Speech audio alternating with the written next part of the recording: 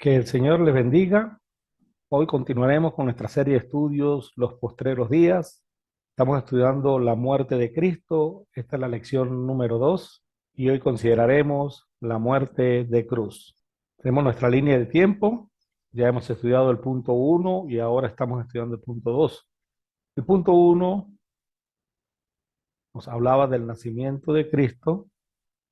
Entre el punto 1 y el punto 2 tenemos el ministerio de Cristo. Y ahora el punto 2, estamos considerando la muerte, sepultura y resurrección de Cristo. Ya comenzamos y este es el segundo estudio acerca de la muerte de Cristo.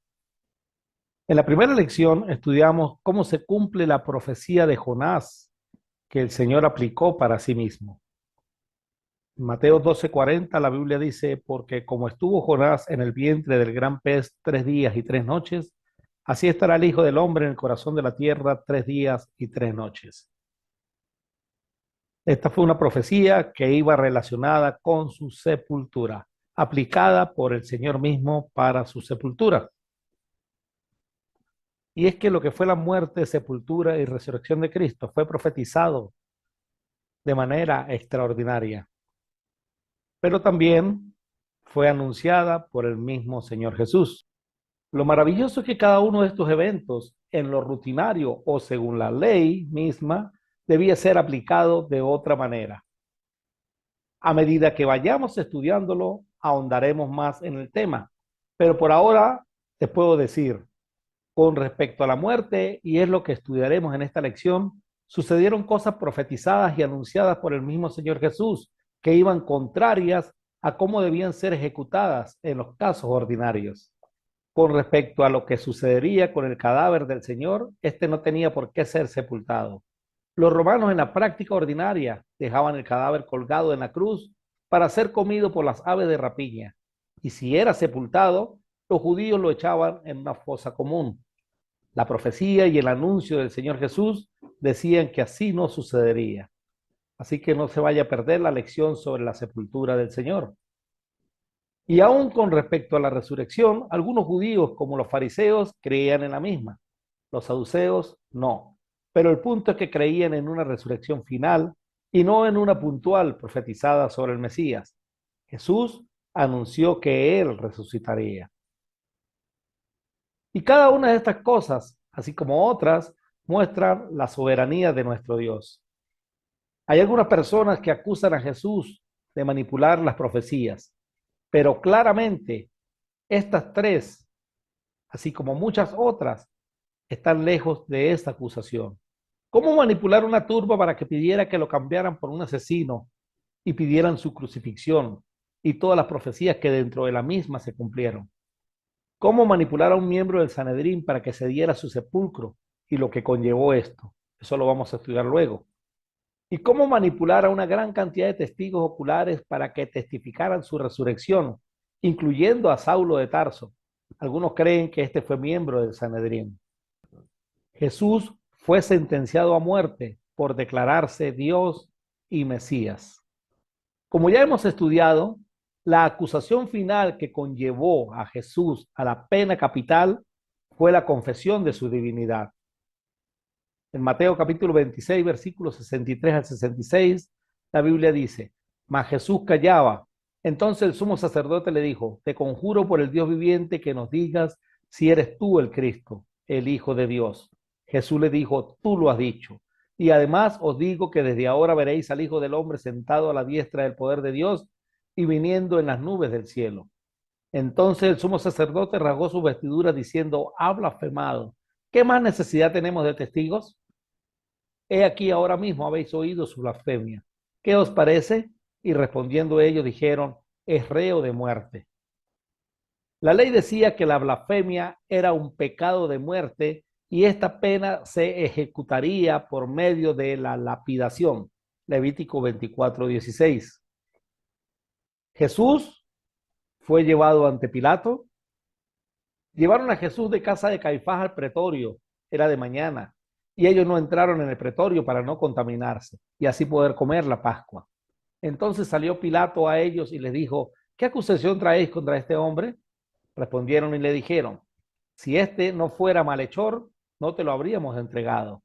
Entonces les dijo Pilato, tomadle vosotros y juzgadle según vuestra ley.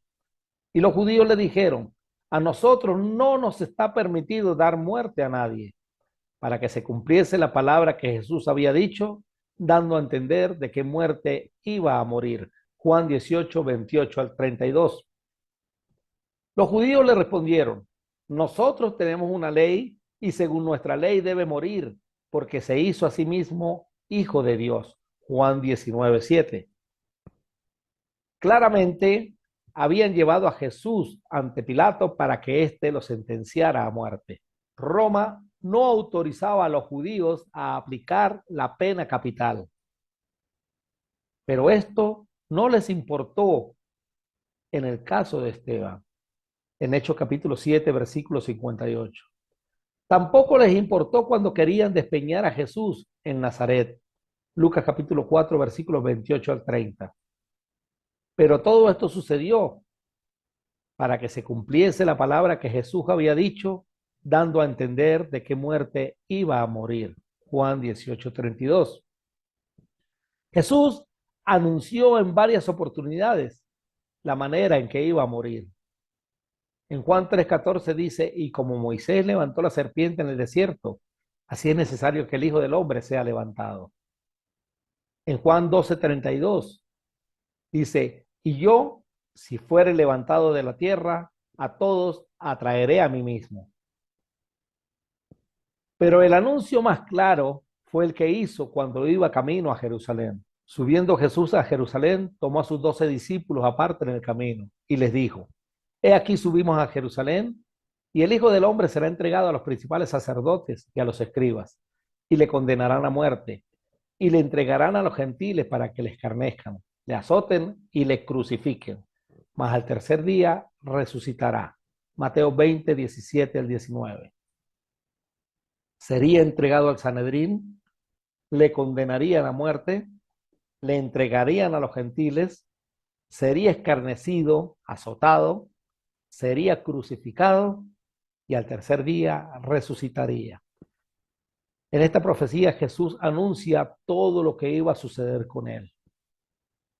Sería entregado al Sanedrín, Judas lo entregaría al Sanedrín, el Sanedrín le condenaría a muerte, lo llevarían a los gentiles ante Poncio Pilato para que ejecutaran la pena de muerte, Roma lo escarnecería y lo azotaría, sería crucificado y al tercer día iba a resucitar.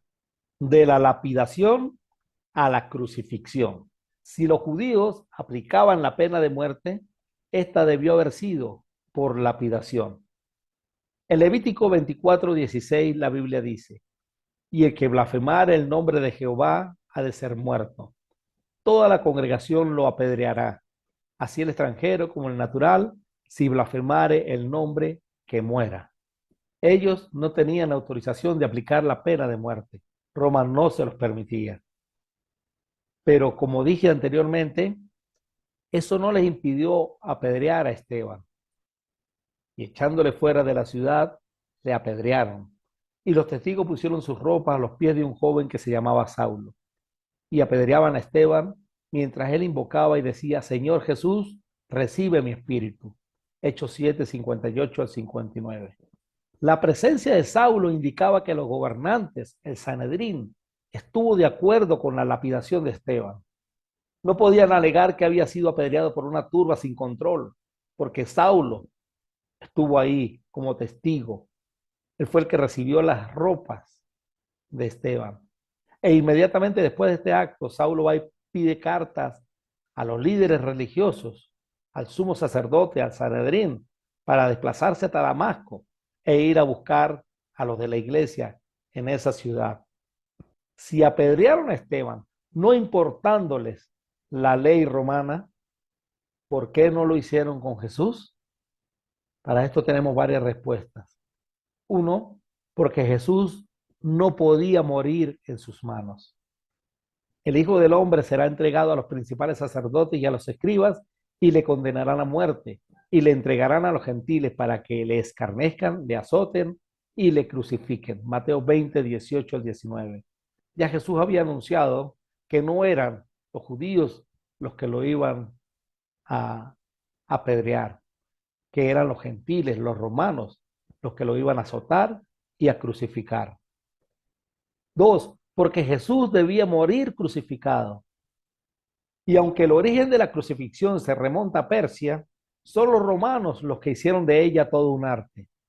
La crucifixión se enfocaba a penalizar básicamente los delitos de sedición, de rebeldía, robo, traición u homicidio en personas que no tuvieran la nacionalidad romana. Los reos romanos eran ajusticiados mediante la decapitación u horca, como le pasó al apóstol Pablo. Tres, porque Dios así lo había determinado.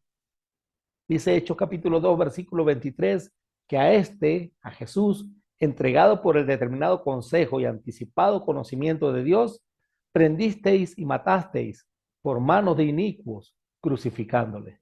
Nos dice que fue por el anticipado conocimiento de Dios. La muerte por crucifixión había sido no solo anunciada por Jesús, sino también había sido profetizada. Así fue como el mismo Dios movió todas sus piezas para que Jesús fuese crucificado. Y las piezas a mover incluían al mismo Sanedrín. Entonces los principales sacerdotes y los fariseos convocaron al Concilio Supremo. ¿Qué vamos a hacer? Se preguntaron unos a otros. Sin duda ese hombre realiza muchas señales milagrosas. Si lo dejamos seguir así, dentro de poco todos van a creer en él. Entonces el ejército romano vendrá y destruirá tanto nuestro templo como nuestra nación. Juan 11, 47 al 48 en la NTV. Caifás, quien era el sumo sacerdote en aquel tiempo, dijo, no saben de qué están hablando, no se dan cuenta de que es mejor para ustedes que muera un solo hombre por el pueblo y no que la nación entera sea destruida. No dijo eso por su propia cuenta. Como sumo sacerdote en aquel tiempo, fue guiado a profetizar que Jesús moriría por toda la nación, y no solo por esa nación, sino que también moriría para congregar y unir a todos los hijos de Dios dispersos por el mundo. Juan 11, 49 al 52. Si fuere levantado, atraeré a todos a mí mismo, había dicho el Señor. Dios mueve el corazón de todos los hombres en función de su obra. Él es único y soberano Dios. Todo está bajo su control. La crucifixión. El siguiente artículo lo tomé de la lección 6 horas en una cruz romana, escrito por David Roper en la lección Vida de Cristo número 13 de La Verdad para Hoy. Abro comillas. La crucifixión había sido usada por los persas, los egipcios, los babilonios, los fenicios y otros durante siglos. No obstante, fueron los romanos los que la perfeccionaron como una forma de tortura y de pena de muerte que se concibió para producir una muerte lenta con el máximo dolor y sufrimiento. El ingenio de esta forma de tortura o ejecución consistía en que cuando la víctima era clavada en la cruz, no se perjudicaban órganos vitales. De este modo, la muerte llegaba lentamente. La víctima podía vivir hasta 3 o 4 días. Los insectos y las aves atacaban a veces las heridas del moribundo. Durante todo ese tiempo, la víctima sufría un intermitente dolor, ardía de fiebre y le torturaba la sed, hasta que al final la muerte sobrevenía como un anhelado alivio. Según un artículo publicado en la revista de la Asociación Médica Estadounidense, las causas que contribuían a la muerte en la crucifixión eran numerosas. En primer lugar, el tiempo de supervivencia parece haber estado relacionado con la dureza de la flagelación. Luego, en relación con la crucifixión, el daño que los clavos causaban a los nervios de la muñeca producía insoportables acometidas de fulminante dolor en ambas manos.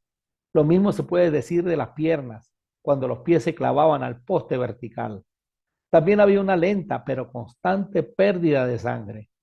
Todo esto se había concebido para debilitar al que estaba en la cruz. No obstante, el efecto más serio y debilitante de la crucifixión era una fuerte obstrucción de la respiración, especialmente de la exhalación. En otras palabras, a la víctima se le hacía casi imposible respirar. Para poder exhalar debidamente era necesario elevar el cuerpo usando como apoyo los pies clavados y flexionar los codos y recoger los hombros. Esto producía un agudo dolor y calambres en los músculos. El resultado era que cada esfuerzo por respirar se hacía cada vez más angustiante y desgastador. El agotamiento de la víctima llevaba eventualmente a la asfixia, esto es, la muerte por falta de oxígeno. Esto fue, como dije anteriormente, tomado de la lección 6 horas en una cruz romana, escrito por David Roper, La vida de Cristo, número 13, en la Escuela de Predicación Impresa, La verdad para hoy. El que es uno de los métodos de tortura y ejecución más crueles de la antigua Roma tiene un origen anterior.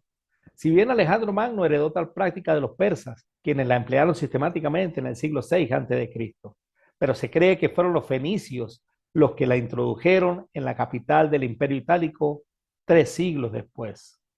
Otros académicos postulan que fueron los cartagineses los referentes que inspiraron a los romanos en este modo de ajusticiamiento, creencia compartida con Waldi y el resto de investigadores, quienes consideran que los romanos la usaron durante casi un milenio hasta que el emperador Constantino la prohibió en el siglo IV después de Cristo.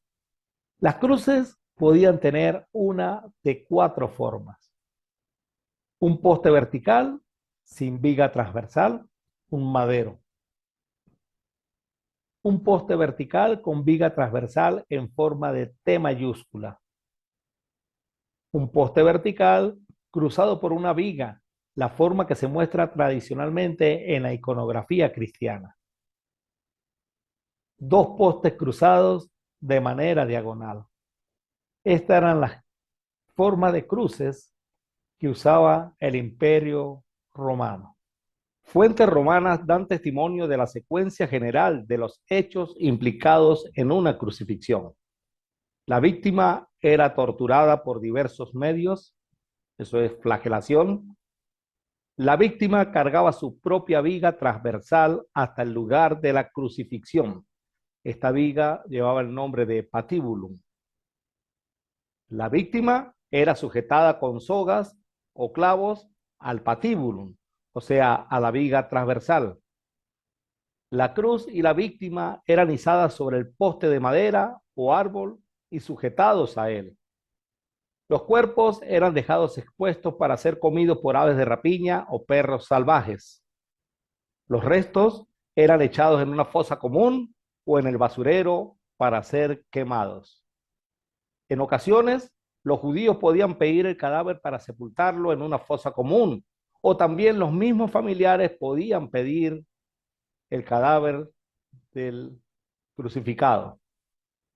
En estos casos, los romanos aplicaban algo que ellos llamaban el crurifragium, que era romperle las piernas a los que estaban crucificados para acelerar su muerte. Ahora estudiaremos cada una de estas cosas en el proceso de la crucifixión del Señor Jesús.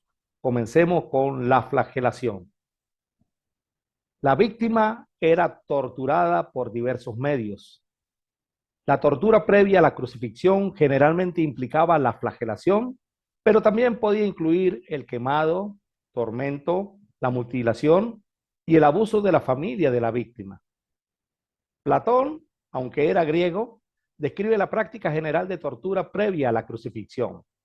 El hombre es atormentado, mutilado, se le calcinan los ojos y luego de infligirle todo tipo de grandes heridas y hacerlo presenciar que su esposa e hijos sufren lo mismo, finalmente se lo empala, es decir, se lo crucifica, se lo golpea con palos y se lo quema vivo.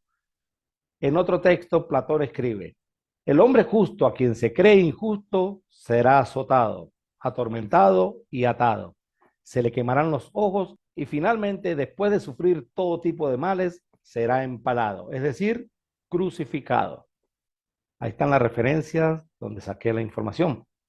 En el libro El caso de Cristo de Lee Strobel, el periodista entrevistó al doctor Alexander Metterel, quien dijo lo siguiente con respecto a las flagelaciones. Las flagelaciones romanas eran conocidas por ser terriblemente brutales. Generalmente consistían de 39 latigazos, pero con frecuencia eran más, según el estado de ánimo del soldado que daba los golpes. El soldado usaba un látigo con tiras de cuero trenzado con bolas de metal entretejidas. Cuando el látigo golpeaba la carne, esas bolas provocaban moretones o contusiones, las cuales se abrían con los demás golpes. Y el látigo también tenía pedazos de hueso afilados, los cuales cortaban la carne severamente. La espalda quedaba tan desgarrada que la espina dorsal a veces quedaba expuesta debido a los cortes tan profundos. Los latigazos iban desde los hombros, pasando por la espalda, las nalgas y las piernas. Era terrible. En ese momento, Meterel hizo una pausa. Continúe, le dijo Strobel. Un médico que estudió las golpizas romanas observó. Mientras continuaba la flagelación, las laceraciones rasgaban hasta los músculos y producían jirones temblorosos de carne sangrante. Un historiador del siglo III llamado Eusebio describió una flagelación de la siguiente manera. Las venas de la víctima quedaban al descubierto y los mismos músculos, tendones y las entrañas quedaban abiertos y expuestos. Sabemos que muchas personas morían a causa de este tipo de castigo, incluso antes de que pudieran ser crucificados. Por lo menos, la víctima podía experimentar un dolor tremendo y entrar en conmoción hipovolémica. Conmoción hipovolémica quiere decir que la persona sufre los efectos de la pérdida de una gran cantidad de sangre, explicó el doctor. Esto causa 4 efectos. Primero, el corazón se acelera para tratar de bombear sangre que ya no existe. En segundo lugar, baja la presión sanguínea, la cual provoca un desmayo o colapso. En tercer lugar, los riñones dejan de producir orina para mantener el volumen restante. Y en cuarto lugar, la persona comienza a sentirse sedienta porque el cuerpo ansía fluidos para reponer el volumen de sangre perdido. ¿Encuentra evidencia de ello en los relatos de los evangelios?, preguntó Strobel. Sí, definitivamente, responde el doctor Meterel. Jesús se encontraba en conmoción hipovolémica mientras ascendía por el camino hacia el lugar de la ejecución en el Calvario, llevando el madero horizontal de la cruz. Finalmente Jesús se desplomó y un soldado romano le ordenó a Simón que llevara la cruz por él. Luego leemos que Jesús dice, tengo sed, y en ese momento se le ofrece un trago de vinagre. Debido a los terribles efectos de esa golpiza, no hay duda de que Jesús se encontraba en un estado crítico, incluso antes de que con clavos traspasaran sus manos y sus pies. Tomado del libro El caso de Cristo, de Lee Strobel. El Señor Jesús fue flagelado antes de su crucifixión. Eso está en Mateo 27:26, Marcos 15:15, Juan 19:1. Marcos 15:15 en la Nueva Traducción Viviente dice, entonces Pilato, para calmar a la multitud, dejó a Barrabás en libertad y mandó azotar a Jesús con un látigo que tenía puntas de plomo, y después lo entregó a los soldados romanos para que lo crucificaran. El profeta Isaías dice, no había nada hermoso y majestuoso en su aspecto, nada que nos atrajera hacia él. Fue despreciado y rechazado, hombre de dolores, conocedor del dolor más profundo. Nosotros le dimos la espalda y desviamos la mirada. Fue despreciado y no nos importó. Sin embargo, fueron nuestras debilidades las que él cargó. Fueron nuestros dolores los que lo agobiaron. Y pensamos que sus dificultades eran un castigo de Dios, un castigo por sus propios pecados. Pero él fue traspasado por nuestras rebeliones y aplastado por nuestros pecados. Fue golpeado para que nosotros estuviéramos en paz. Fue azotado para que pudiéramos ser sanados. Isaías 53, versículos 2 al 5. El segundo aspecto del proceso de crucifixión era que la víctima cargaba su propia viga transversal, o sea, el patíbulum, hasta el lugar de la crucifixión. Después de sufrir la tortura previa a la crucifixión, la víctima era obligada a transportar su cruz, el patíbulum, hasta el lugar de la crucifixión. Ellos, criminales convictos, son atados al patíbula, son atados y conducidos alrededor y sujetados a la cruz. El Señor Jesús cargó su propia cruz, según Juan 19:17, e iba en un estado físico tan deplorable que obligaron a Simón de Cirene a cargar la cruz. Mateo 27:32, Marcos 15:21, Lucas 23:26. No se sabe a ciencia cierta si lo que cargaba el Señor Jesús era la viga transversal, el patíbulo, o la cruz, como nos lo muestra a diferentes películas cinematográficas. La Biblia dice que el Señor cargó su propia cruz, su propio madero, pero no sabemos a ciencia cierta a qué se refiere, si la cruz completa o solamente el patíbulo. Pero eso no es lo que importa. Lo importante es que el Señor Jesús estaba cumpliendo con la segunda fase del proceso de crucifixión, cargando él el pesado madero. Dice la Biblia en 1 de Pedro 2:24, quien llevó él mismo nuestros pecados en su cuerpo sobre el madero, para que nosotros, estando muertos a los pecados, vivamos a la justicia, y por cuya herida fuiste sanado. La tercera fase en el proceso de la crucifixión era que la víctima era sujetada con sogas o clavos a la viga transversal. Una vez que la víctima llegaba al lugar de la ejecución, los ejecutores lo fijaban junto con la viga transversal a un árbol o poste de madera. Pseudos Maneto, en el tercer siglo antes de Cristo, describe cómo pudo haber sido la crucifixión. Castigados en su cuerpo ya torturado, ven en el poste, es decir, la cruz, como su destino. En lo más amargo del tormento, han sido sujetados con clavos para convertirse en perversos banquetes para los pájaros y atroces bocados para los perros. Apotelesmática 4, en el texto griego de Martin Engel, la crucifixión, página 9. Esta breve descripción indica que las personas crucificadas estaban en un estado de tortura, que se los sujetaba a las vigas transversales y tal vez al poste de madera o árbol mediante clavos, y que su cadáver con frecuencia era abandonado a los animales carroñeros. Séneca describe una escena similar. ¿Es posible que alguien prefiera irse consumiendo de dolor, muriendo miembro por miembro, o perder la vida gota a gota en lugar de expirar de una sola vez? Se preguntaba Séneca. ¿Puede haber un hombre que esté dispuesto a que lo sujeten al árbol maldito, enfermo, ya deforme, hinchado de horribles tumores sobre el pecho y los hombros, y respirar el aliento de vida en medio de una larguísima agonía? Este texto indica que la muerte por crucifixión llevaba mucho tiempo. Los horribles tumores probablemente eran el resultado de las torturas previas a la crucifixión.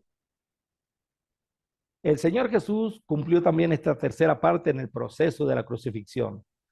Fue fijado con clavos.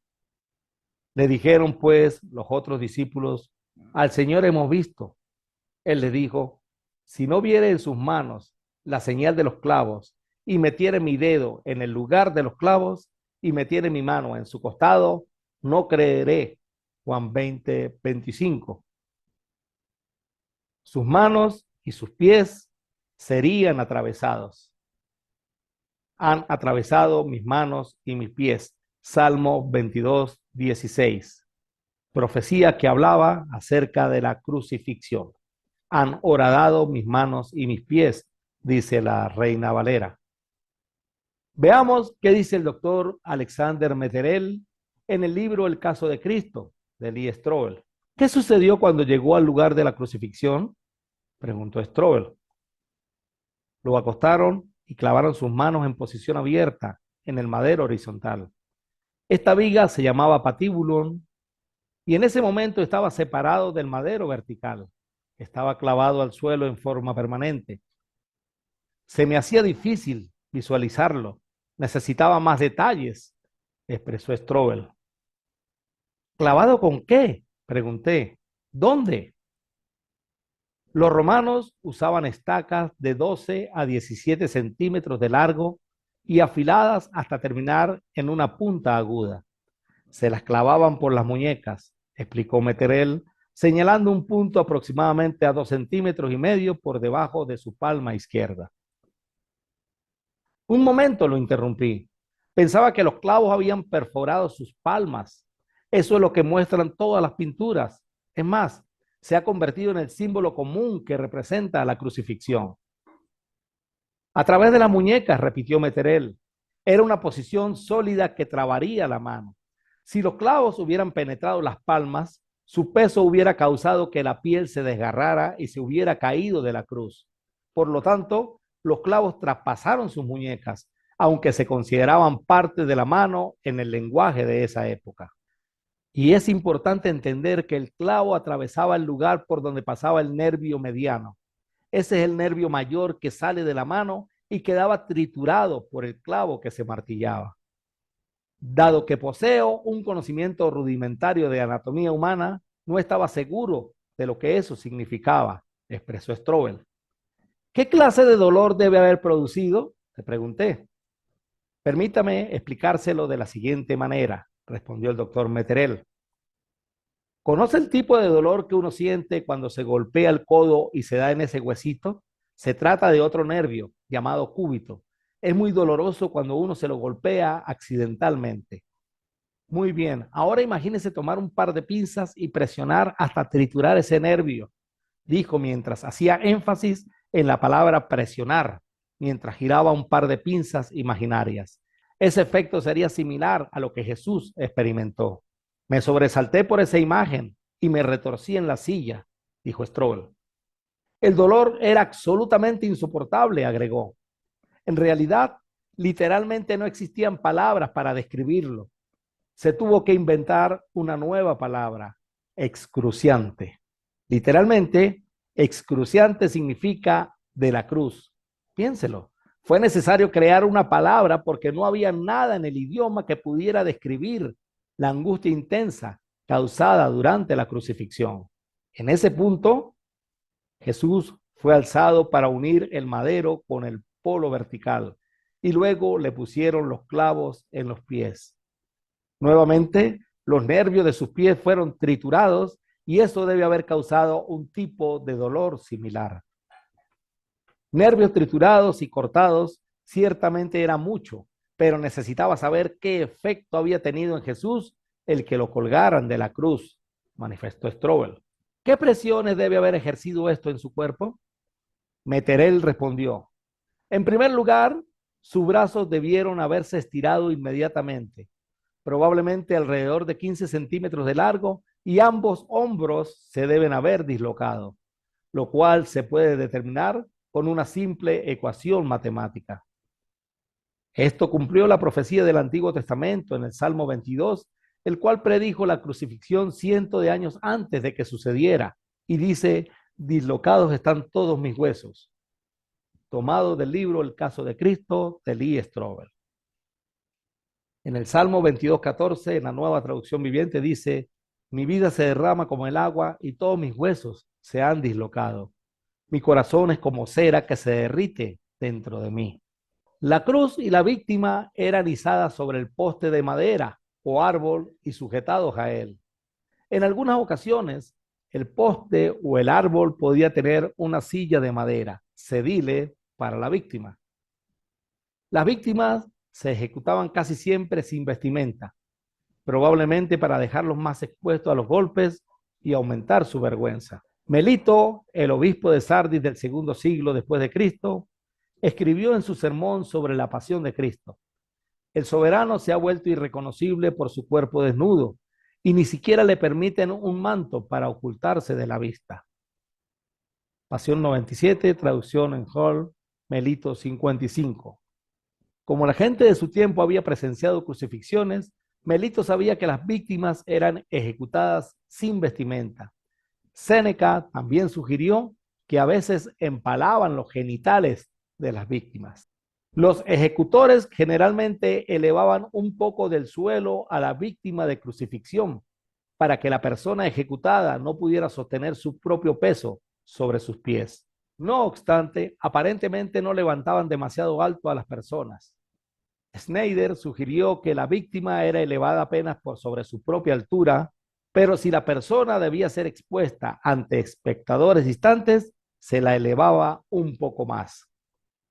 Diversos textos sugieren que la víctima se mantenía lo suficientemente cerca del suelo como para que perros y otras bestias pudieran roer las piernas del cadáver. Veamos qué nos sigue diciendo el doctor Alexander Meterel en la excelente entrevista que le hizo el periodista Lee Strobel, reseñada en su libro El caso de Cristo. Meterel había logrado explicar el punto gráficamente del dolor soportado en el principio del proceso de la crucifixión.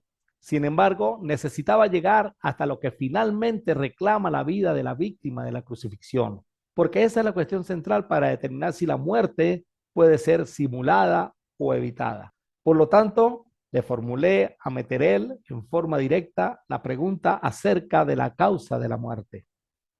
Una vez que la persona está colgando en posición vertical, respondió, la crucifixión es en esencia una muerte lenta y agonizante por asfixia.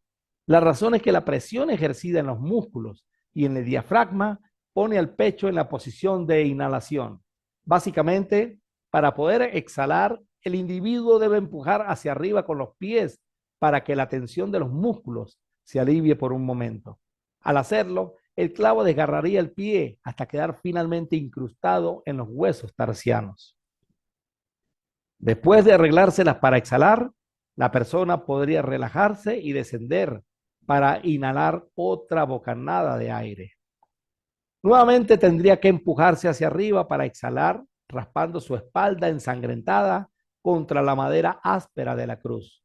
Continuaría de ese modo hasta que el agotamiento completo se adueñara de sí y la persona ya no pudiera empujarse hacia arriba para respirar. A medida que la persona reduce el ritmo respiratorio, entra en lo que se denomina acidosis respiratoria. El dióxido de carbono de la sangre se disuelve como ácido carbónico, lo cual causa que aumenta la acidez de la sangre. Finalmente, eso lleva a un pulso irregular. De hecho, al sentir que su corazón latía en forma errática, Jesús se hubiera dado cuenta de que estaba a punto de morir. Y es entonces que pudo decir, Padre, en tus manos encomiendo mi espíritu. Y luego murió de un paro cardíaco. Fue la explicación más clara que jamás había escuchado acerca de la muerte por crucifixión, pero Meterel no había terminado. Incluso antes de morir, y esto también es importante, la conmoción hipovolémica debe haber causado un ritmo cardíaco acelerado sostenido que debe haber contribuido al paro cardíaco, lo cual dio por resultado la acumulación de fluido en la membrana que rodea el corazón llamada efusión pericárdica, al igual que alrededor de los pulmones, llamada efusión pleural. ¿Por qué es significativo? Por lo que sucedió con el soldado romano que se acercó a él y estando casi seguro de que Jesús estaba muerto, lo confirmó clavando una lanza en su costado derecho. Probablemente era su costado derecho. No es seguro, pero por la descripción era probablemente el lado derecho, entre las costillas. Parece que la lanza atravesó el pulmón derecho y penetró el corazón. Por lo tanto, cuando se sacó la lanza, algo de fluido, la efusión pericárdica y la efusión pleural, salió. Tendría la apariencia de un fluido claro como el agua, seguido de un gran volumen de sangre, tal como lo describe Juan, uno de los testigos oculares en su evangelio. Es probable que Juan no tuviera idea de por qué vio brotar sangre y agua. Por cierto, que no es lo que pudiera haber anticipado una persona que no posee el conocimiento médico. Sin embargo, la descripción de Juan concuerda con lo que la medicina moderna anticipa que puede haber sucedido. En este punto, ¿cuál debe haber sido el estado de Jesús?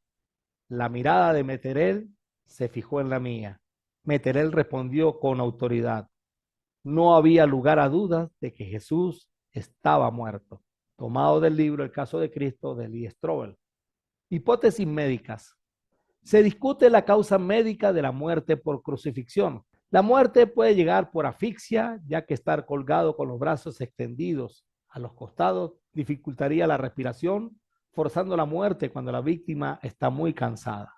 Cías, sin embargo, sostiene que únicamente las víctimas con manos atadas o clavadas directamente sobre la cabeza, fijadas al poste solamente sin travesaño, serían susceptibles a morir por asfixia. Sugerencias alternativas sobre la causa de la muerte por crucifixión incluyen el choque hipovolémico, el paro cardíaco y la deshidratación. Maslen y Mitchell concluyen que es muy probable que los diferentes individuos murieran por diversas causas fisiológicas, dependiendo de cómo estaban sujetados a la cruz. Recuerden que habían diferentes formas de crucifixión.